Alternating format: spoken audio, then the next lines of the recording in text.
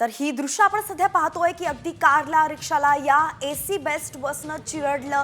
शिवाय फक्त वाहनांचंच नुकसान नाही झालं तर यामध्ये अनेक प्रवासी किंवा अनेक रस्त्याने चालणारे लोक सुद्धा जखमी झाले आहेत. एकंदरीतच वर्दळीचा हा सगळा भाग आहे आणि म्हणून हा अपघात इतका भीषण झालाय. तर एक मोठी बातमी सध्या समोर येतेय. कुर्ला बेस्ट बस प्रकरणातलाच एक मोठी अपडेट समोर आली आहे ती म्हणजे कुर्ला स्टेशन बाहेरचा बेस्ट बस थांबा बंद करण्यात आलेला आहे. खबरदारीचा उपाय म्हणूनच हा थांबा बंद करण्यात आल्याची माहिती मिळतेय आणि त्यामुळेच इच्छित स्थळी जाण्यासाठी आता रिक्षा स्टँडला गर्दी झाल्याचं पाहायला मिळतंय.